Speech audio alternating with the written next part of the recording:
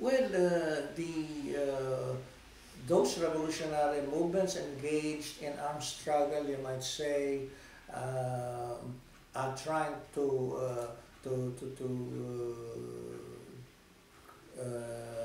hit the ruling system by the jugular, huh?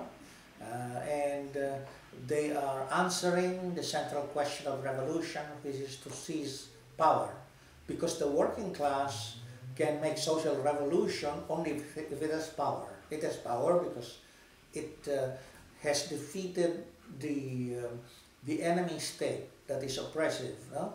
So a revolutionary movement is precisely revolutionary by overthrowing the ruling system, and that means uh, destroying, smashing the military and bureaucratic machinery of the bourgeoisie. And uh, that is a quotation from a preface to the Communist Manifesto after 1970, after the 1871 Paris Commune. Now, um, but there are other, but it's not enough just to make armed struggle. In the first place, you can wage armed struggle only if there is a prior period of letting the people understand the issues. What are those principles and objectives they are fighting for? So there is a period of raising the consciousness of the people, and then the people decide to support the armed struggle. But so in other places, there are the forces that are engaged in legal struggle for national liberation, democracy, social justice, human rights, good, clean, healthy environment, so on and so forth. And there are even some governments which are the product of mass movements, anti-imperialist mass movements. So in Venezuela, in Cuba, in Bolivia, and some other countries in Latin America, you have independent-minded countries that fight, that oppose imperialism. So there are several types of opposition to imperialism. So you have among states, there are now certain states that are critical of imperialism.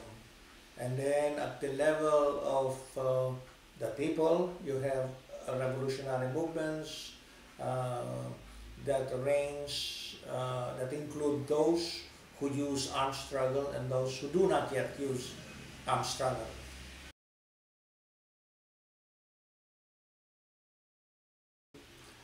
Yes, the Filipino people who are struggling for national liberation and democracy need a lot of support from abroad. They need the solidarity of the peoples of the world. And the character of that solidarity should be anti-imperialist and democratic. The people of the world have a common enemy. So,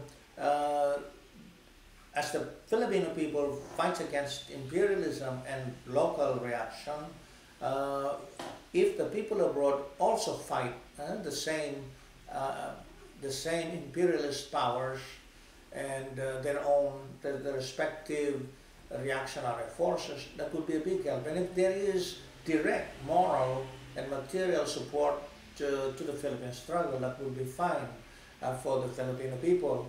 Although although they are hopeful for that international support, and that would be a big support to the Filipino people. They're not, however, dependent. No? They would only say, "Oh, if it doesn't come, we will not fight anymore." No, if the Filipinos would say, "We are optimistic. Support from abroad would come."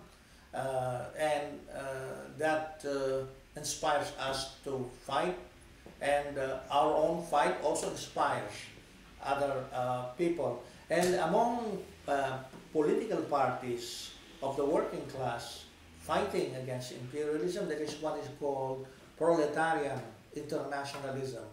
This is the proletarian internationalism involves not just attaining national liberation and democracy for certain countries, but it is aiming for the ultimate defeat of imperialism so that worldwide socialism would triumph and communism would become possible.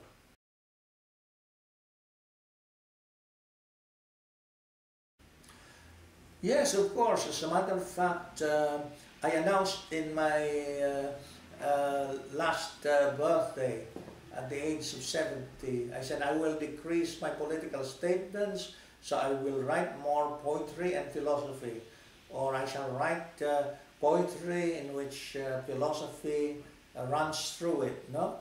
And that's my intention in the next 10 years. The next 10 years, I suppose I would be writing more poems and putting out more volumes of poetry, more than in the past.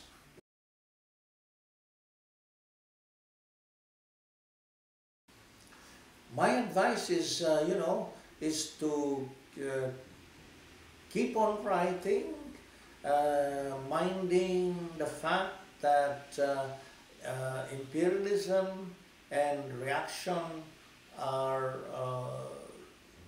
inflicting a lot of suffering on the people, and so there must be a resistance in the form of poetry on the side of the people.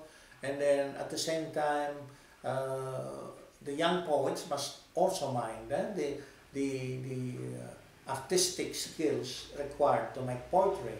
If you combine, in my case, I always try to combine lyricism with the revolutionary spirit. So, there are certain schools to learn from the history of the working class. You have social realism that Lenin supported, the social realism of Gorky and other great men and women of literature, of letters. And you have also Mao's proposal of revolutionary romanticism. The romanticism it has much to do with the artistic skills and of course the spirit, no, of aiming for the realization of high ideals. Of course, and through struggle, no, on the basis of concrete conditions.